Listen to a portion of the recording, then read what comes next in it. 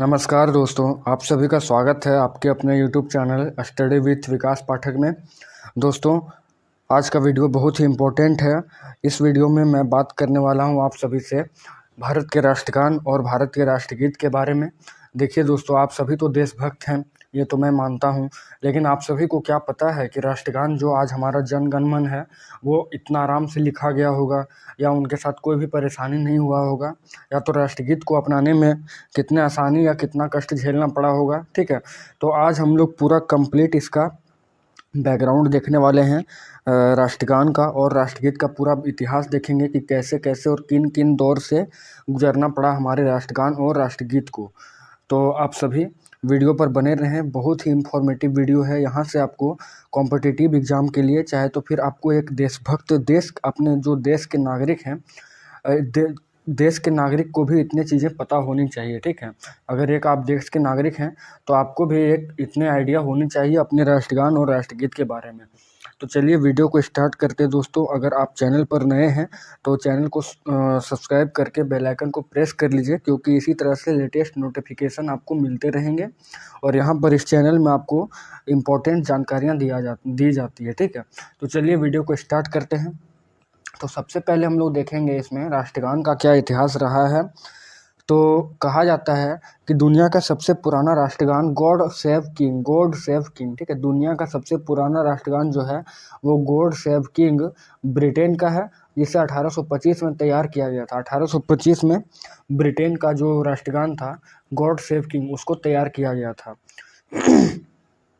फिर 18वीं सदी के मध्य से ही यह देश प्रेम के गीत के रूप में लोकप्रिय रहा एवं राजसी समारोहों में ये गाया जाता था। मतलब 18वीं सदी के मध्य से ही यह देश प्रेम के गीत का महत्वपूर्ण लोकप्रिय स्थान रहा है, और जो राजसी समारोह हुआ करते थे उनमें इसको गाया जाता था। ठीक है, गॉड सेव किंग को।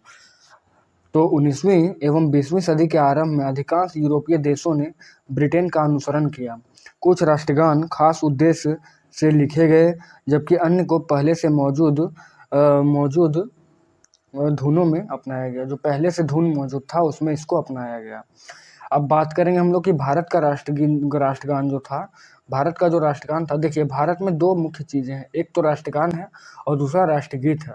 तो भारत का अगर राष्ट्रगान का बात करें तो वो जन मन गण है, जन गण मन, और भारत का राष्ट्रगीत के बारे में बात करें तो वंदे मातरम है। ठीक है, तो वंदे मातरम जो राष्ट्रगीत है इसके बारे में हम लोग आगे जानेंगे, लेकिन सबसे पहले हम लोग जानेंगे राष्ट्रगान के बारे में। ठीक है, नेशनल एंथम। तो राष्ट्रगान को नेशनल एंथम कहा जाता है, और हमारा जो राष्ट्रगान है वो क्या है, तो जन गण मन। उसका पहला जो लाइन है, पहला स्टेंजा जन गण मन है। इसके रचयिता के बारे में अगर बात करेंगे तो इसको सबसे पहले श्री रविंद्रनाथ टैगोर, जिन्हें नोबेल पुरस्कार मिला हुआ है, तो श्री रविंद्रनाथ टैगोर ने रचा था। ठीक है, कब, तो 1911 ईस्वी में सबसे पहले इसको रचा था। कौन, रविंद्रनाथ टैगोर ने। पहली बार 27 दिसंबर 1911 को कोलकाता, मतलब जो कोलकाता था, तत्कालीन कलकत्ता था, उसमें भारतीय राष्ट्रीय कांग्रेस की अधिवेशन, मतलब बैठक में इसको गाया गया था। कब, 17 दिसंबर 1911 को। और इसकी गाने की अवधि जो है वो 52 सेकंड तय की गई है। ठीक है, 52 सेकंड इसकी गाने की अवधि तय की गई है, 52 सेकंड। 27 दिसंबर 2011 को मुख्य रूप से दो जो गान थे वो गाए गए थे। एक तो जन गण मन टैगोर द्वारा, और दूसरा था रामानुज चौधरी ने जॉर्ज पंचम के लिए अमृत बाजार पत्रिका में छपी लेख को गाया था। ठीक है, तो अमृत बाजार पत्रिका था, उसमें जॉर्ज पंचम जो थे, इंग्लैंड के जॉर्ज पंचम थे, वो आए हुए थे, और अमृत बाजार पत्रिका में कुछ अंश प्रकाशित हुआ था, उसको गाया था रामानुज चौधरी ने। फिर इस पत्रिका में कहा गया कि कांग्रेसी जलसे की शुरुआत टैगोर द्वारा रचित प्रार्थना से शुरू हुआ है। तो जो अमृत बाजार पत्रिका जो निकला था उसमें कहा गया था कि कांग्रेस जलसे की शुरुआत जो है वो टैगोर द्वारा रचित प्रार्थना से ही शुरू किया गया है। अगर प्रकाशन का बात करें, जन गण मन के प्रकाशन की बात करें, तो इस गीत का प्रकाशन, मतलब जन गण मन का प्रकाशन भारत विधाता शीर्षक से सर्वप्रथम तत्वबोधिनी, ठीक है, तत्वबोधिनी नामक पत्रिका में जनवरी 1912 ईस्वी में प्रकाशित किया गया था। जनवरी 1912 में कब, जनवरी 1912 में तत्वबोधिनी नामक पत्रिका में, और भारत विधाता शीर्षक से इसमें प्रकाशित किया गया था। 1919 में जन गण मन को मॉर्निंग सॉन्ग ऑफ इंडिया शीर्षक से अंग्रेजी में इसे अनुवाद किया गया। राष्ट्रगान में, जो राष्ट्रगान हमारा था, उसमें सिर्फ उन्हीं राज्यों का उल्लेख किया गया था जो उस समय ब्रिटिश शासन के अधीन थे, जैसे पंजाब, सिंध, गुजरात, मराठा, द्राविड़, उत्कल, बंगा। ठीक है, तो बंगाल, उड़ीसा जो उत्कल था, तो जो भी हमारा उसमें ब्रिटिश शासन के अधीन जो हमारा रियासत था, उसी का इसमें जिक्र किया गया था जो ब्रिटिश शासन के अधीन था। जो पुर्तगाली शासन के अधीन जो राज्य था उसका इसमें अनुसरण नहीं किया गया था। आगे इसमें कहा गया है कि जन गण मन का सर्वप्रथम बांग्ला भाषा में इसका अनुवाद किया गया था। सर्वप्रथम बांग्ला भाषा में अनुवाद किया गया, बाद में इसका हिंदी और अंग्रेजी अनुवाद हिंदी, अंग्रेजी और उर्दू में इसका अनुवाद कराया गया। सुभाष चंद्र बोस ने गीत का अनुवाद हिंदी एवं उर्दू में कैप्टन आबिद अली से करवाया था। ठीक है, कैप्टन आबिद अली ने इसका हिंदी और उर्दू में इसका अनुवाद किया था। जन गण मन में हिंदी संस्करण को भारतीय संविधान द्वारा 24 जनवरी 1950 को राष्ट्रगान के रूप में स्वीकृति दी गई। तो हमारा जो जन गण मन था, उसे जो हिंदी संस्करण था इसका, उसको भारतीय संविधान कैबिनेट मिशन के द्वारा 24 जनवरी 1950 को राष्ट्रगान के रूप में इसको स्वीकृति मिला। और हिंदी अनुवाद जो था, इसमें हिंदी अनुवाद में संज्ञा शब्दों के प्रयोग से इसको लिखा गया। तो जो हिंदी अनुवाद था उसमें संज्ञा शब्दों के प्रयोग से इसको लिखा गया था। फिर गुरुदेव रविन्द्रनाथ टैगोर ने 1911 में एक कविता की रचना की थी, जो 5 पदों में की थी। उन्होंने 1911 में एक कविता की रचना की थी रविन्द्रनाथ टैगोर ने, जो 5 पदों में थी, और कविता के जो पहले पद थे उसको राष्ट्रगान के रूप में अपनाया गया। इसका एक संक्षिप्त रूप भी है, जैसे एक तो 52 सेकंड लगता है पूरा पूर्ण रूप गाने में, संपूर्ण रूप में, और इसका एक संक्षिप्त रूप है प्रथम पंक्ति और अंतिम पंक्ति, जिसे गाने में हमें 20 सेकंड का समय लगता है। 20 सेकंड का समय लगता है। राष्ट्रगान के बोल एवं धुन स्वयं रविन्द्रनाथ टैगोर ने आंध्र प्रदेश के मदनापल्ली में तैयार किया था। तो राष्ट्रगान का बोल और धुन जो था वो रविन्द्रनाथ टैगोर ने ही आंध्र प्रदेश के मदनापल्ली जो जगह है वहाँ पर तैयार किया गया था, और आज भी उनके बनाए धुन को ही प्रयोग में लाया जाता है। यह मूलतः बंगाली भाषा में लिखा गया था, जिसमें सिर्फ संस्कृत शब्दों की अधिकता है। इसे सिर्फ संज्ञा शब्दों के प्रयोग द्वारा देखिए दोस्तों, इसमें जो है इतना आसानी से हमारा राष्ट्रगान जो है वो संविधान सभा के द्वारा नहीं अपनाया गया। इसमें बहुत सारे विवाद हैं जो आज तक भी सुलझाया नहीं गया है। तो इसमें सबसे इम्पोर्टेंट विवाद ये था कि इसे 1911 में टैगोर की रचित एक कविता से लिया गया था, जो मुख्यतः 5 पदों में थी, और इसके पहले पद को राष्ट्रगान के रूप में अपनाया गया था। अब इसमें जो जन गण मन अधिनायक जो आता है, वो अधिनायक शब्द जो है विवाद का ये जो है एक वर्ड बन गया। अब इसमें क्या विवाद था इसको जान लेते हैं हम लोग। तो जन गण मन में वर्णित अधिनायक शब्द अंग्रेजी शासन का महिमा मंडन करता था। इसमें जो अधिनायक शब्द है वो है अंग्रेजी शासन का ये गुणगान करता है, इसमें कहा गया है। और जॉर्ज पंचम को अधिनायक कहा गया था। इसमें जो है जॉर्ज पंचम को अधिनायक कहा गया था। अब जॉर्ज पंचम कौन थे? तो 1911 में जॉर्ज पंचम अपनी पत्नी के साथ भारत आए हुए थे। ठीक है, 1911 में जॉर्ज पंचम जो थे वो अपनी पत्नी के साथ भारत आए हुए थे, और उस समय यहाँ पर बंगाल विभाजन का जो है आंदोलन काफ़ी ज़ोरों शोरों से चल रहा था। तो जो कहा जाता है कि जॉर्ज पंचम जो थे उसने बंगाल विभाजन को निरस्त किया था, मतलब बंगाल विभाजन जो था उसको ख़त्म कर दिया था। और यह स्वदेशी आंदोलन की सबसे बड़ी सफलता थी, सबसे पहली सफलता और जीत थी स्वदेशी आंदोलन की। ठीक है, तो कांग्रेस जो था वो खुश होकर जॉर्ज पंचम को बंगाल विभाजन निरस्त करने पर धन्यवाद देना चाहती थी। जो कांग्रेस थे और कांग्रेस दल के जितने भी नेता थे वो इससे काफ़ी ज़्यादा खुश थे। उन्हें लग रहा था कि जॉर्ज पंचम की वजह से ही बंगाल का विभाजन निरस्त हो चुका है, और इसके वजह से वो उसका धन्यवाद ज्ञापन जो है लगातार करना चाह रहे थे। और टैगोर, जो रविन्द्रनाथ टैगोर थे, उनको उनके किसी एक परम मित्र ने पत्र लिखा और कहा कि जॉर्ज पंचम के लिए गीत लिखने को उसने कहा था उन्हें। तो वे नाराज हो गए क्योंकि वे ब्रिटिश विरोधी थे। ठीक है, कहा जाता है कि जो रविन्द्रनाथ टैगोर थे वो स्पेशली जॉर्ज पंचम के लिए ही ये गीत को लिखे थे, लेकिन ऐसा नहीं है। जॉर्ज पंचम ने आगे इसको खारिज किया और बताया कि वो खुद ही एक ब्रिटिश विरोधी थे, क्योंकि वो एक ज़माने के बहुत ही अच्छे लेखक थे, और वो लगातार ब्रिटिश शासन को एक अच्छे तरीके से वो देख रहे थे, स्कॉलर विद्वान की तरह से, और उन्हें आभास हो चुका था कि जो अंग्रेज हैं वो हमें पूरा तरीका से लूट लेना चाहते हैं। तो टैगोर ने कहा था कि यह गान मानव भाग्य विधाता के लिए लिखा गया है। बंगाली नामक अखबार में एक बार बंगाली नामक अखबार छपा था और उसमें कहा गया कि दिन की शुरुआत एक देशभक्ति गीत से हुई, लेकिन प्रेस में दिखाया गया कि यह गीत जॉर्ज पंचम के लिए लिखा और गाया गया था। तब से यह एक विवाद का हिस्सा बना हुआ है। लेकिन 1912 में टैगोर ने कहा कि गाने में वर्णित भारत भाग्य विधाता के केवल दो ही मतलब थे, और दो ही मतलब क्या थे, तो देश की जनता, उनका कहना था कि इसमें वर्णन किया गया देश की जनता के बारे में, और एक ऊपर वाला जो सर्वशक्तिमान है यानी देवता, उसके बारे में कहा गया था। आगे वो कहते हैं, आगे उन्होंने एक बहुत ही महत्वपूर्ण डेट को डिसाइड किया और कहा कि 19 मार्च 1939 को टैगोर ने कहा कि मैं इसे अपना अपमान समझूंगा कि हमें जॉर्ज पंचम के लिए जन गण मन लिखना पड़े।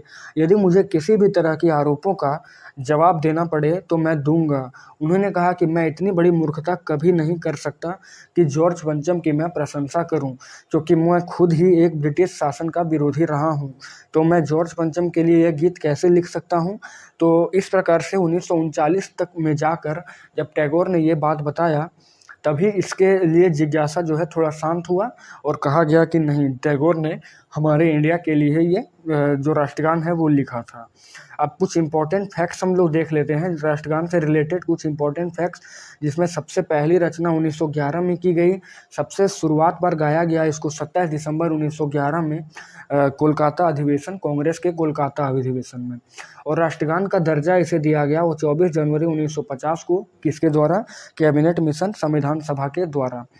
इसके रचयिता हैं रविन्द्रनाथ टैगोर, और इसको गाने की अवधि 52 सेकेंड हमको मिलती है, और 52 सेकेंड में इसे गा लेना चाहिए। लेकिन एक इसका छोटा और लघु रूप है जिसे 20 सेकेंड में भी गाया जाता है। और ये क्या है, तो प्रथम पद और प्रथम शीर्षक, जो प्रथम स्टेंजा है और अंतिम स्टेंजा जो है उसको मिलाकर। और देखिए, इसको बजते समय जो है काफ़ी सावधानी बरतनी चाहिए हमें। और इसे एक नियम इसका ये है कि हर जगह इसको नहीं बजाया जा सकता है, नहीं तो इसका फिर अपमान हो जाता है, क्योंकि ये हमारा राष्ट्रगान है, तो इसे हर जगह हम लोग नहीं बजा सकते हैं। दूसरा, यह देश का सम्मान और प्रतिष्ठा है, तो राष्ट्रगान हमारे देश का सम्मान और प्रतिष्ठा है, और इसे बजते समय हमें खड़ा रहना चाहिए। और जो भी व्यक्ति बैठा रहता है उसे भी इसके बजते समय उसको खड़ा हो जाना चाहिए। और एक चीज़ बहुत ही इम्पोर्टेंट है कि इस पर हमें डांस नहीं करना चाहिए। जो राष्ट्रगान है उस पर हम डांस नहीं कर सकते हैं, और इसे कोई भी कॉम्पिटिशन में इसे नहीं गाया जा सकता है। Just like Indian Idol, Saregamapa, या तो फिर वॉइस ऑफ इंडिया, या कोई भी इवेंट होते हैं जो OTT प्लेटफॉर्म्स के इवेंट होते हैं, उसमें इसे नहीं गाया जा सकता है। और इससे जुड़े कुछ महत्वपूर्ण नियम हैं जिनको हम देखते हैं, क्योंकि इसके लिए बहुत ही नियम बनाए गए हैं जो काफ़ी इम्पोर्टेंट हैं। आप सभी जो देश के नागरिक होने के नाते आपको ये सभी नॉलेज होना चाहिए, ठीक है।